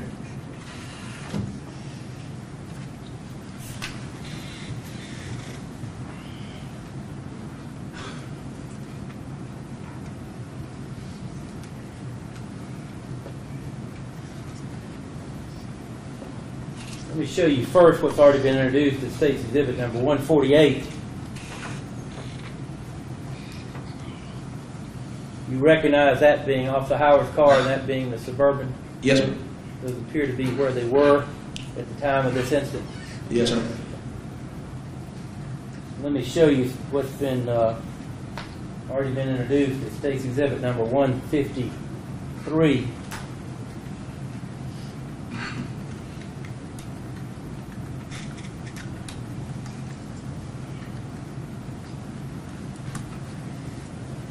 You recognize that as being the Suburban and about where it was, or where it was at the time of this incident? Yes, sir.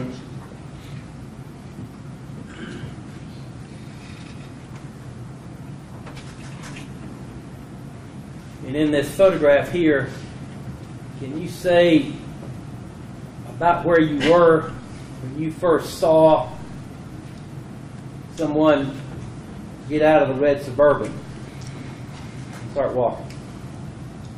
Where was your car? Possibly right in here. And that particular individual was on, for the record, was on what side of the Suburban? On the passenger side.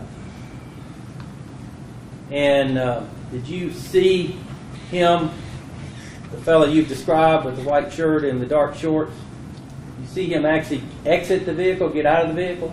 Or was he already out when you noticed him? When I noticed him, he was already walking out of the vehicle. In which direction was he walking? In this direction right here, towards SPO Howard's car. And at that time, you talked about how you looked over at a Cadillac of some sort. Was that, you were doing that at that time after you saw him, or before you saw him, or both? After I saw him, again, I glanced, I saw him walking towards the car. I'm still looking, and I noticed that Cadillac. Then again, I realized that wasn't the one that was we were looking for. And again, he was already out of the car and making his way. I didn't see him open the door or anything. He was already walking towards SPO Howard's car. Was your car moving at all at that point, or it stopped at some point after you saw him? I didn't stop my car till probably after the second series of shots, because I was still creeping, really. Then I looked, when I saw him turning, saw the individual turning, that's when I stopped my car. And that's when there was some hesitation there, because I really didn't know what was going on. But when I saw the individual turn, I kind of stopped and like, something's not right. And your car was positioned on the front side of that Suburban? Yes, sir. And at what Possibly point, right over there. where was it when it actually stopped in relation to that Suburban? Maybe just on the other side, just over the roof of this car, or the Suburban rather. Maybe just a couple of feet more up. I had enough room between my car and that Suburban. When I got out, I was able to get around my car and get over to the driver's side of the Suburban. Before you did that, was it before you did that you first heard the pop, or was it after you stopped? At what point did you hear that pop sound? The second series of pops? The first sound. First, I was in my car the first time I heard it. And again, when I heard it again, I looked,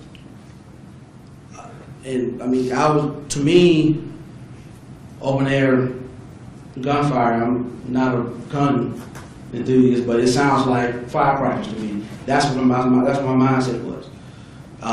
So I didn't immediately stop until I got up closer and I saw him running away, and I'm hearing another shot. I'm like, something's not right here. So let me ask you, when you were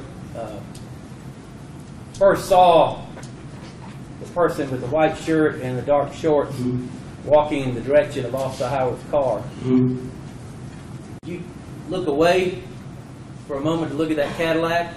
Or was it while you were looking? No, I looked away to see what that, I looked away to look around just to see where Cadillac was. I looked away to see what that sound was. I didn't stay focused on that individual. I was still looking around, scanning the area.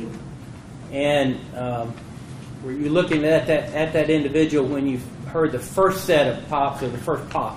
The first pop, no sir. I was still looking around. When you heard that pop, where did you look and what did you see? I looked over my shoulder and like, what is that? I'm looking around. I didn't even think about looking towards Officer Howard's car, because I'm still looking around the area, trying to see where that sound was. At some point, did you see that individual at or near Officer Howard's car? I saw the individual at Officer Howard's car. When I looked over again from hearing the pop, I looked over, and that's when I saw him turning away from the car and moving away from the car. Your Honor, may the witness step down and demonstrate how we saw that individual move away from the car. Just come down, if you will, sir. Of the jury. And when you say he turned away, what side of Officer Howard's car was he on? The driver's side or passenger side? He was on the driver's side of the vehicle. Those lights, please. Thank you, Judge. If this is the driver's side of Officer Howard's car, and I'm the driver, okay? Just right here. This complete X box being Officer Howard's driver's side window. Can you demonstrate what you saw, I guess, from your position in that individual? From my position, I saw the individual doing this. Just bring his body around like this. And which way did he go at that time? He went. Take the stand.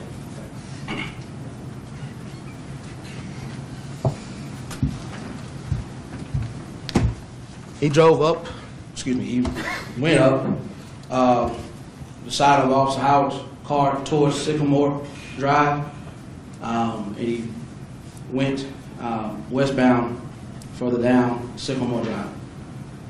And did you lose sight of him at some point? I did. Once he went up and down the street, I tried to keep visual on him when I'm starting to process what's going on. But once he hit Sycamore and turned and went down Sycamore, I lost sight. Were you still in your car creeping along until you came to a point of stop? Yes, sir. And what's the next thing you remember hearing as you were doing that? Again, when everything's starting to process to me, I'm getting out of my car and I'm hearing the other pops. Again, he's out of sight now, I hear the pops in the distance, and that's when I started to make my way around the front of my car to the driver's side of that Suburban.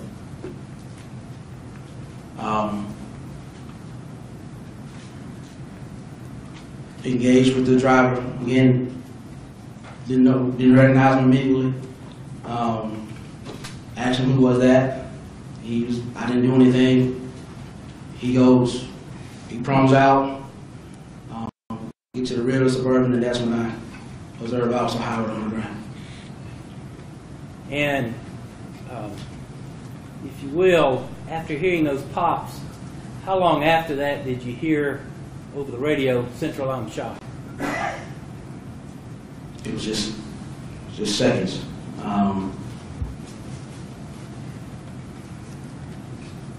I'm out of my car.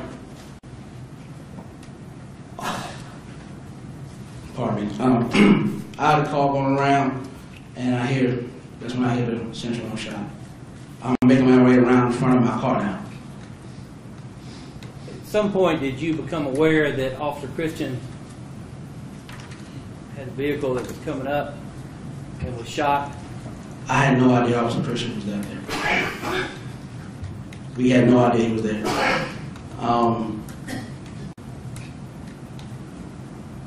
I didn't know that there was another patrol car there until SPO Kitchens, when he got there, or Kitchen rather, when he got there, officers were coming to assist, and he looks down the street, and I remember him saying something about there's another patrol car down there. He leaves for a moment and comes back. We're still working with Tony, and I hear him say that that was Buddy's car, and Buddy's in the car. I hear that from Officer Kitchen. I had no idea there was another officer there. Did it click at that time that he'd been shot and that he had passed? Or did it come to your attention or knowledge later? I heard that between the time I left the scene, the time I got to my interview with GBI. I heard it then, I heard it again. We had a debriefing with Buddy Shift at East Precinct. I forget the individual's name who did the debriefing. He spoke to us. They said it again, but it wasn't processing to me. That part I wasn't processing. It didn't click till after I got off the phone with Chief Lumpkin. He told me that Tony was fine. And then my lieutenant at the time, Lieutenant Patterson, who's since retired, I asked her, I said, Lieutenant, they keep saying that there was another officer there. They keep saying it was Buddy. Is that true? Is he gone? And she was like, yes, it was him. You didn't know that until then? No, sir. That's all I have of Officer Johnny.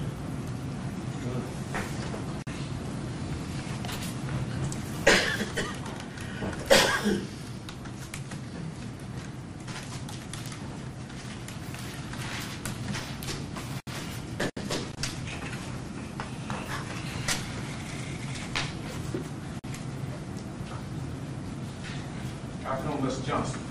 Hello, sir.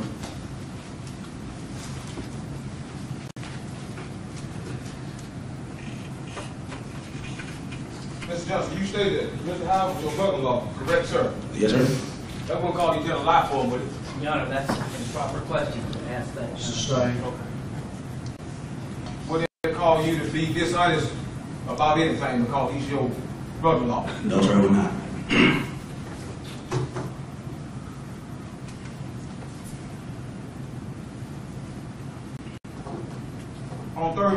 On March 22nd, 2011, what police station were you working for?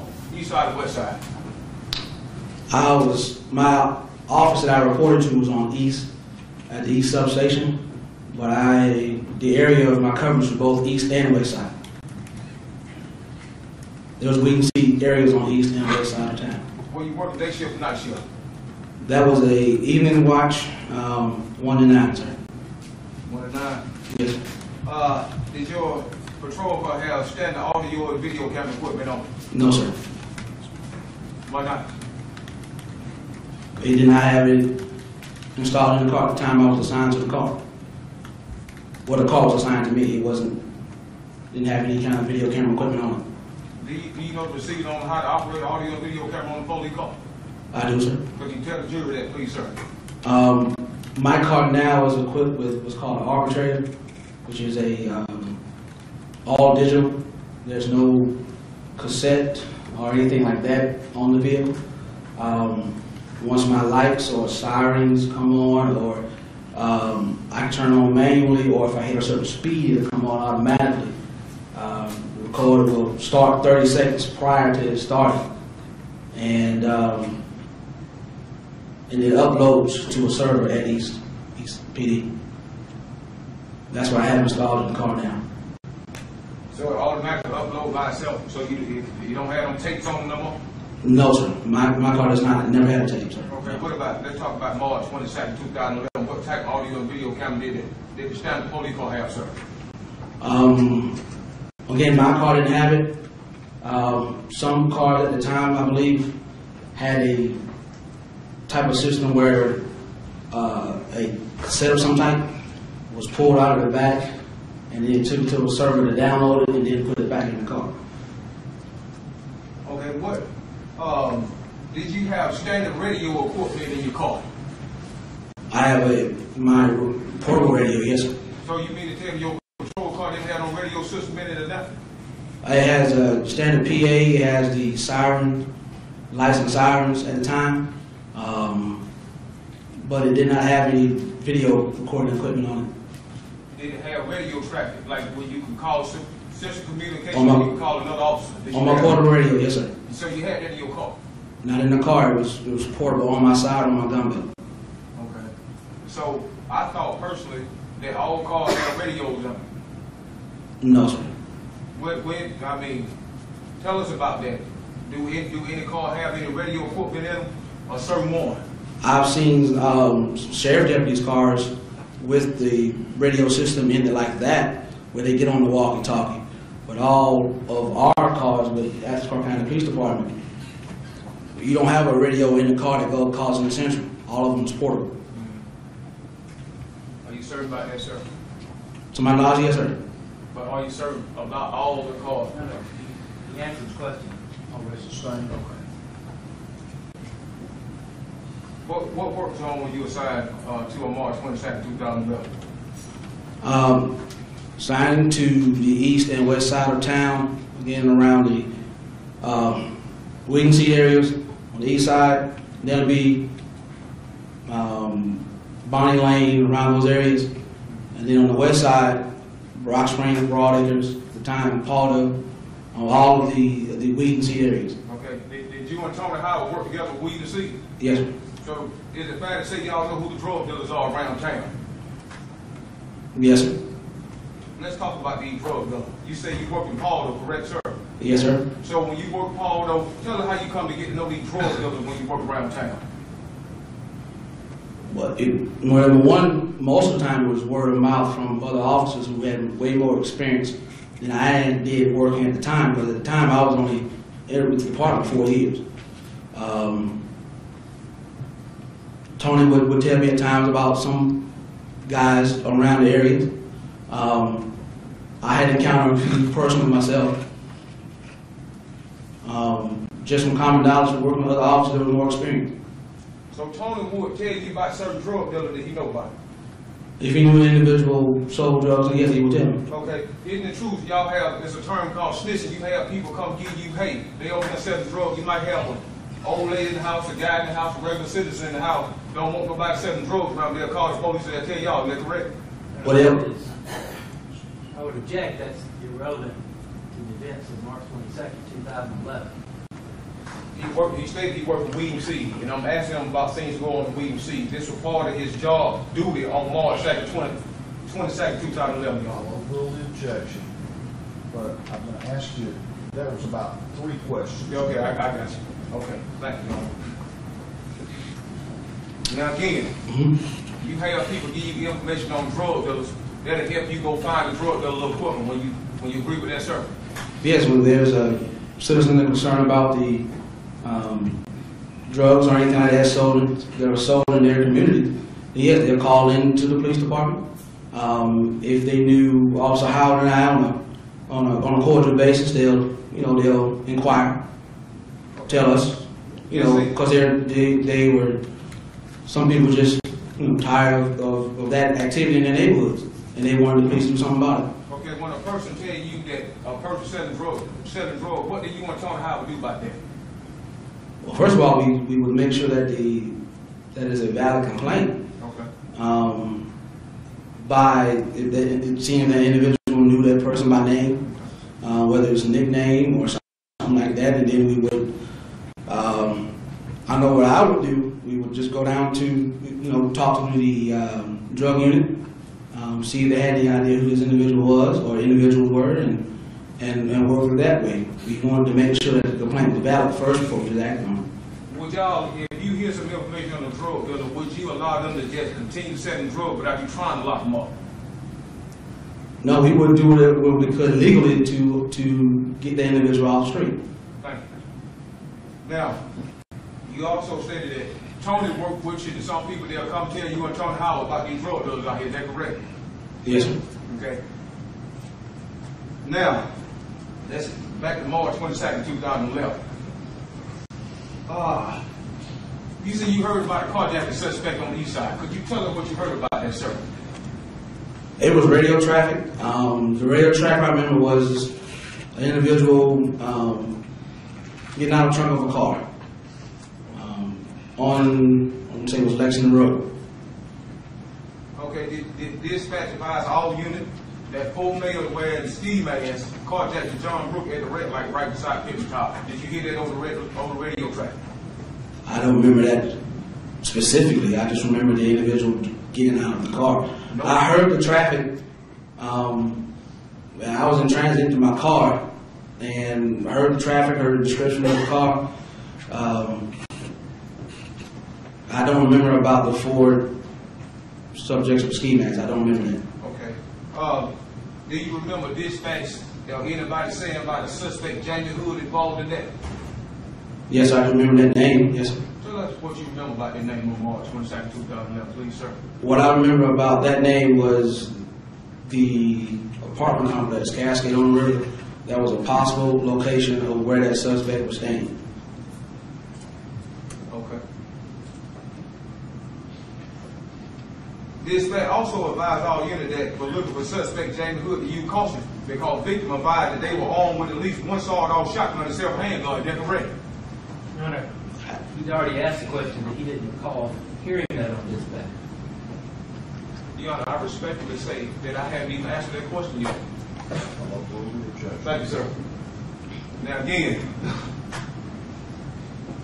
dispatch advised all units, east side and west side, all units that were looking for this carjacked suspect, Jamie Hood, to use caution because the victim advised they were armed at least one sawed-off shotgun and several handguns. Isn't that correct?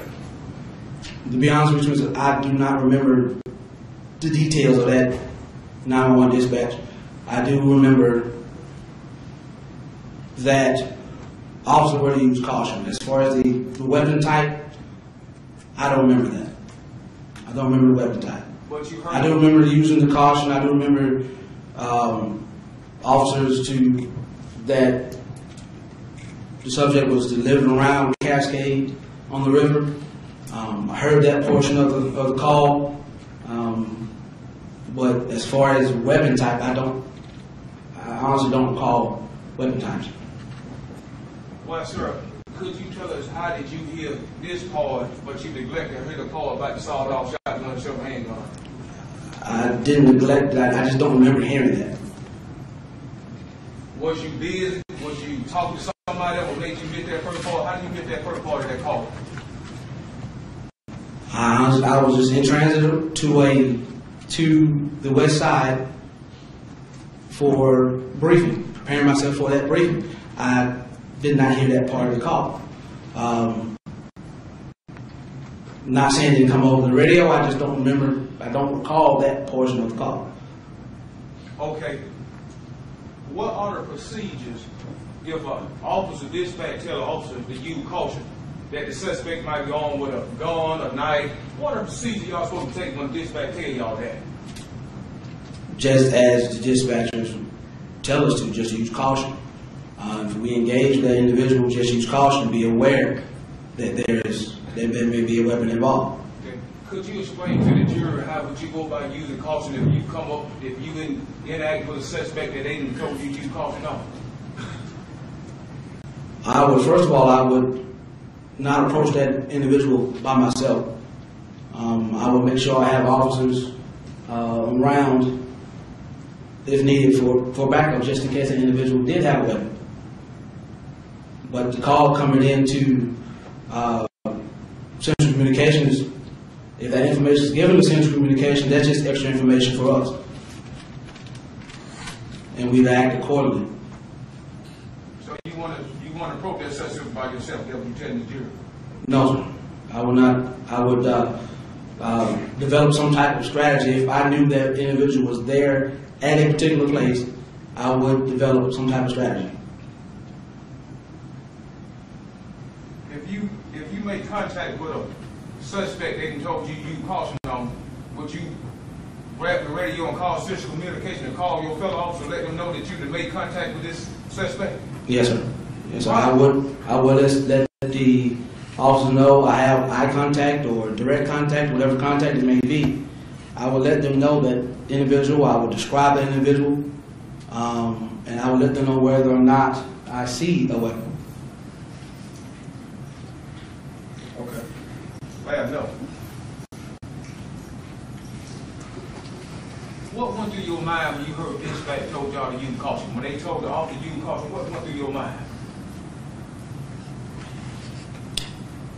Just simply that. Just to use caution, just be prepared, be vigilant, watch hands. Basically, just observe the individual. If there's contact with them as best I could until backup arrived. Okay.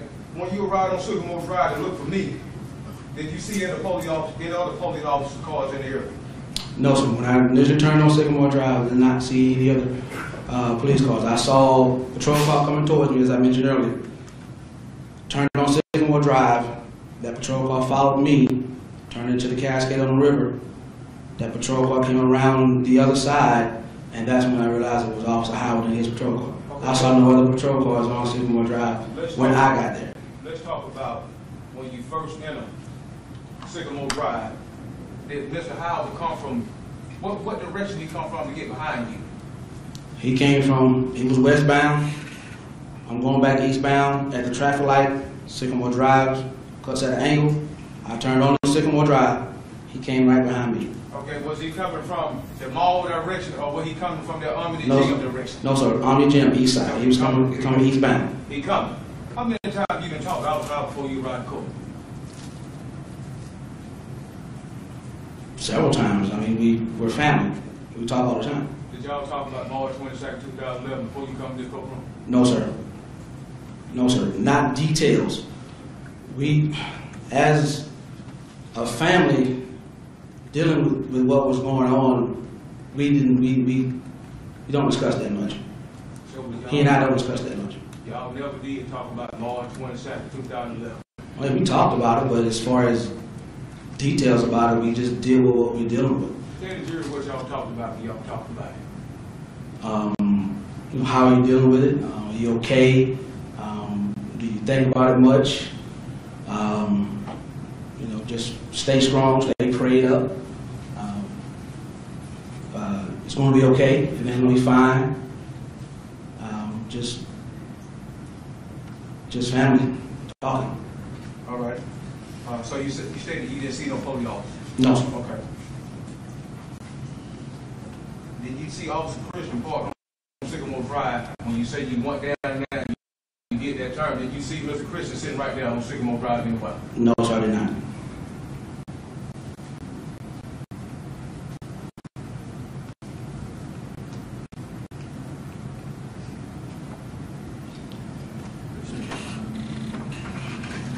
Okay, we'll stop. But 10-minute recess.